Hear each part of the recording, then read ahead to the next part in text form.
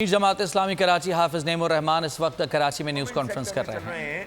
وہاں پر line losses ان سے تقریباً آدھے یا 40% کم ہیں، اور جو پرائیویٹ سیکٹر میں ایک بہت بڑی کمپنی یہاں پر لا کر بٹھا دی گئی، بڑے بڑے لوگ اس میں انوالو ہیں، ان کے لائن لاسز اتنے زیادہ ہیں، تو کس جواز پر ان کو مزید لائسنس دیا جائے گا؟ یہ پوری قوم کا سوال ہے۔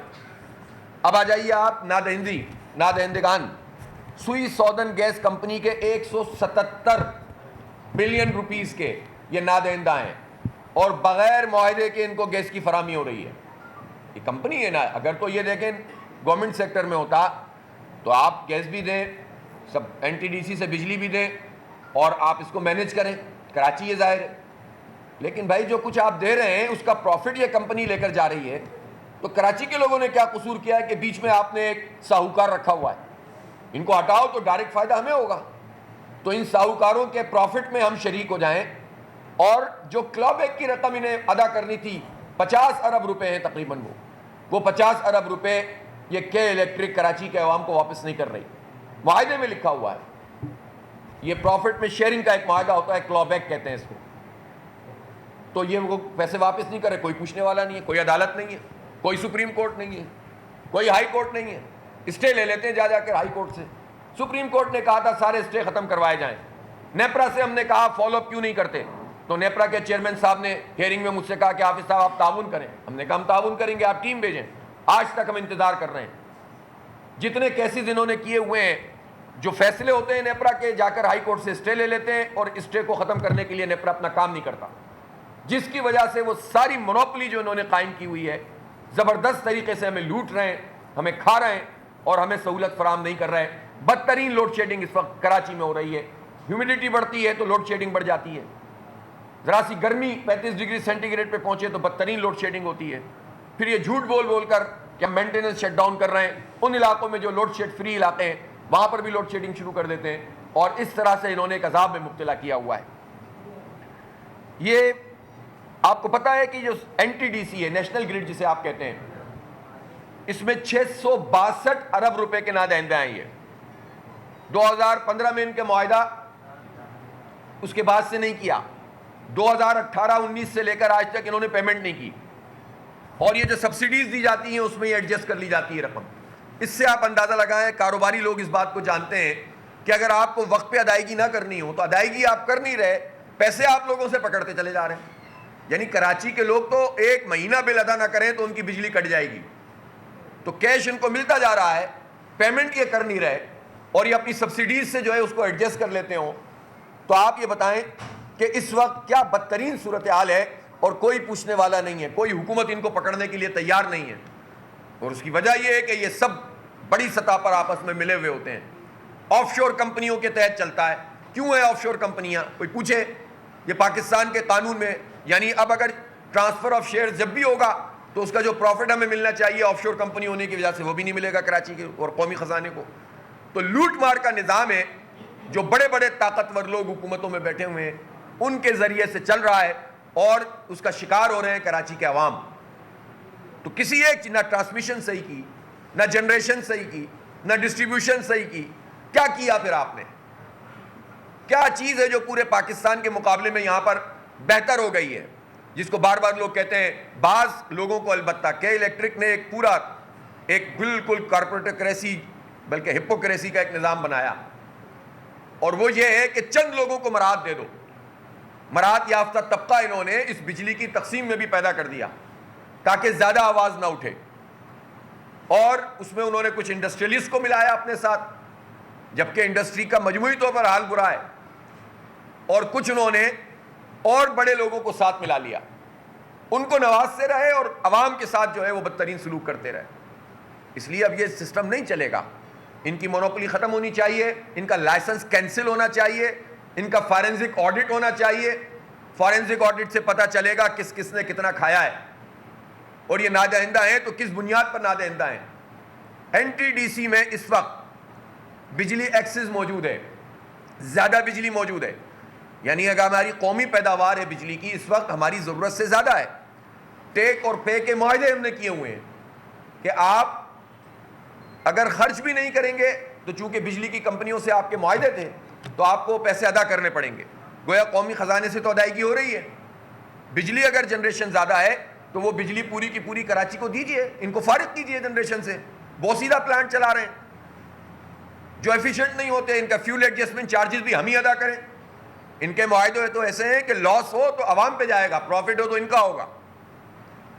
اس طرح سے ہمیں پیسا گیا ہے اور ساری حکومتیں اس میں شریک جرم نہیں ہیں اور ہیں ابھی بھی.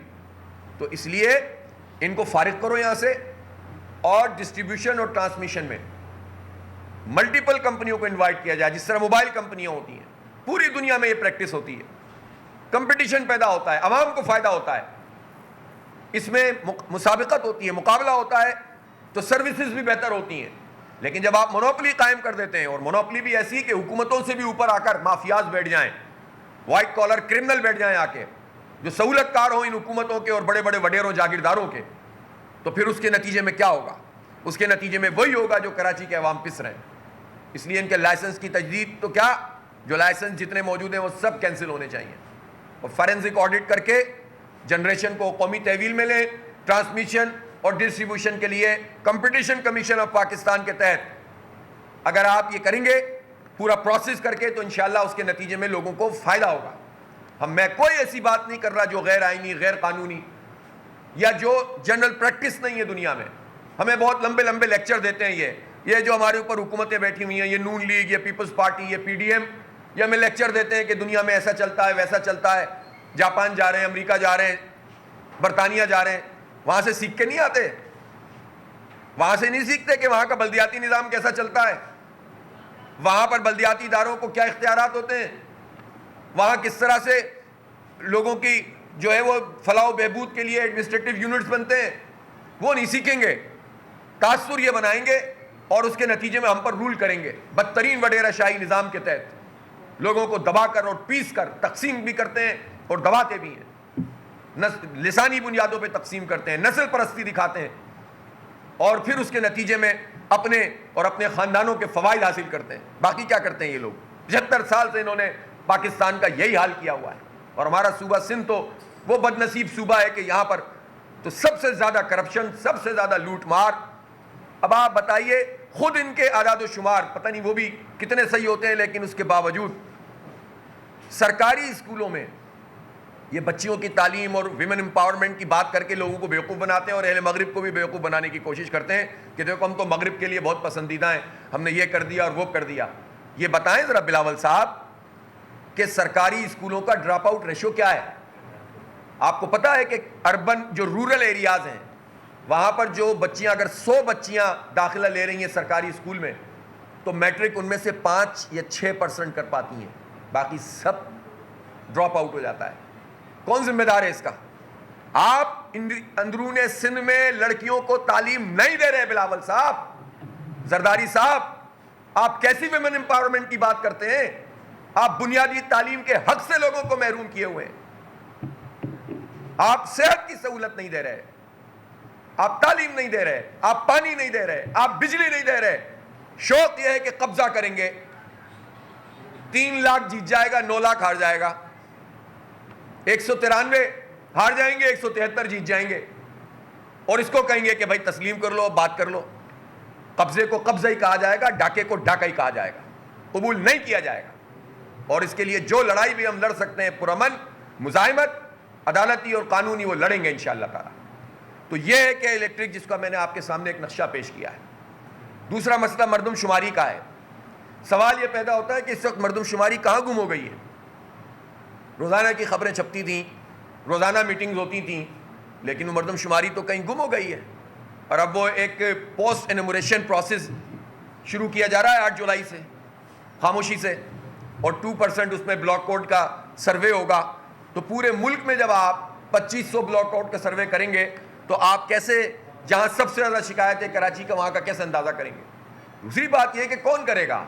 وہی عملہ جس نے یہ گڑبڑ کی ہے یہاں سندھ میں, وہی عملہ اگر اس کی ویریفیکیشن بھی کرے گا تو کیسے کام چلے گا؟ امیر جماعت اسلامی کراچی حافظ نعیم الرحمان اس وقت کراچی میں نیوز کانفرنس کر رہے ہیں. بڑی عید کی خوشیوں میں بولنے دیا اپنے عوام کا ساتھ. عوامی شکایت پر بول نے اٹھائی آواز. ادھر پشاور میں آلائشوں کو ٹھکانے لگانے کے لیے WSSP کا خصوصی آپریشن شروع ہو گیا ہے، جس میں 3,259 اہلکاروں سمیت 683 گاڑیاں حصہ لے رہی ہیں. بول کی خبر پر اداروں نے بھی کس لی کمر، لیا ایکشن. لاہور میں مختلف مقامات پر علائشیں جو ہیں وہ ہمیں سڑکوں پر دکھائی دے رہی تھی، لیکن اس کے بعد جو LWMC ہے ان کا عملہ جو ہے وہ اس کے بعد فیلڈ میں نکلا اور اس کے بعد علائشوں کو ہٹانے کا سلسلہ جو ہے وہ شروع کر دیا گیا. کیونکہ بول ہے پاکستان کا نمبر 1 نیوز چینل. سبسکرائب کریں اور بیل دبائیں تاکہ کوئی خبر رہ نہ جائے.